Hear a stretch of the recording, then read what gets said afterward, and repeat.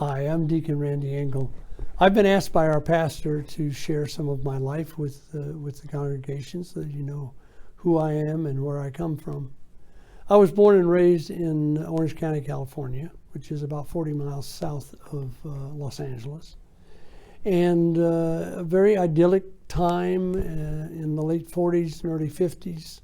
Orange groves and being close to the beach, and just a wonderful place to be, and real country life that was kind of wonderful.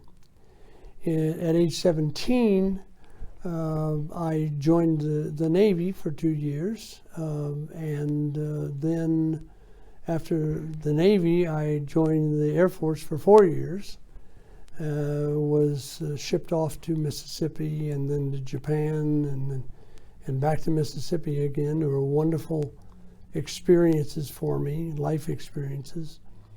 At the end of my enlistment, about months before my enlistment was over, I met my prospective wife. We courted until September. We're married in September of 1960. I was, then we had 2 children. My son is a school teacher here at Garland ISD. My daughter is a social worker in New Orleans. I have 3 wonderful granddaughters, whom I'm very proud of.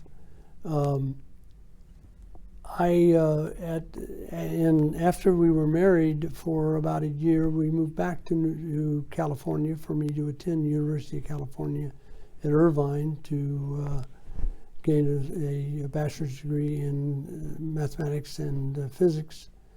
I moved back then in 1970, back to New Orleans again, and took up my life working for the Bell system with South Central Bell.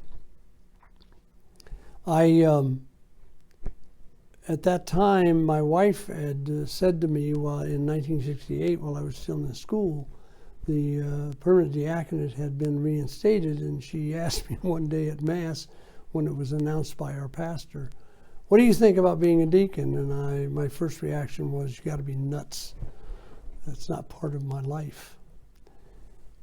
After we were in New Orleans for a time, I came into the acquaintance of some very holy and wonderful people who took their faith seriously, which was something I needed to do at that time. 2 of them especially. One was a lady named Babsy Bleasdale from Trinidad.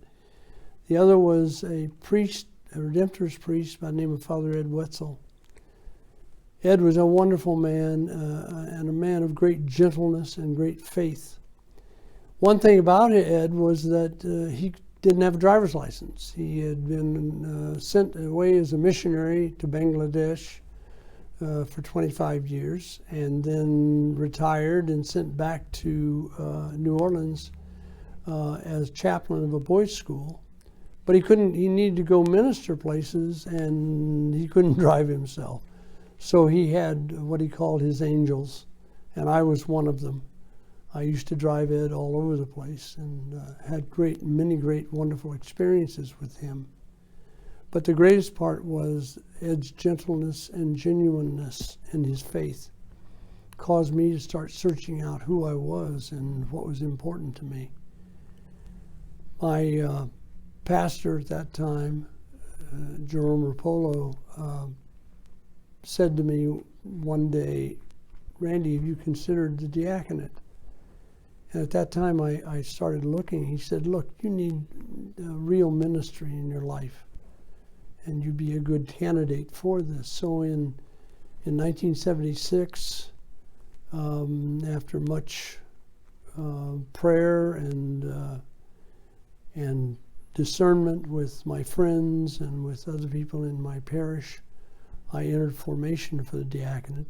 And for 5 years, had a wonderful experience with 18 other men who were training for diaconate in New Orleans.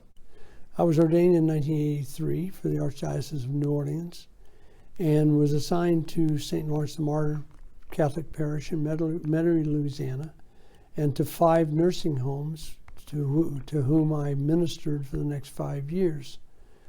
I spent 19 years at St. Lawrence, fell in love with the people in the parish that was there.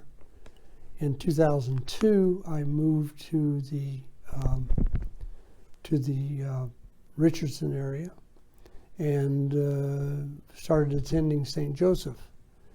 At the time, there was no deacon here, and Monsignor, when I told him I was a deacon and moved into his area, his first comment was, "Don't go nowhere."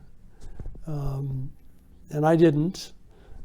He accepted me as a deacon for the parish, and from 2002 for the next 12 years to 2014, I was the only deacon here at St. Joseph and loved every minute of it. I was involved in a number of things. 2 years in 2004, Monsignor asked me to take over as the Safe Environment Officer here. For those of you who don't know what it is, I'm the parish cop.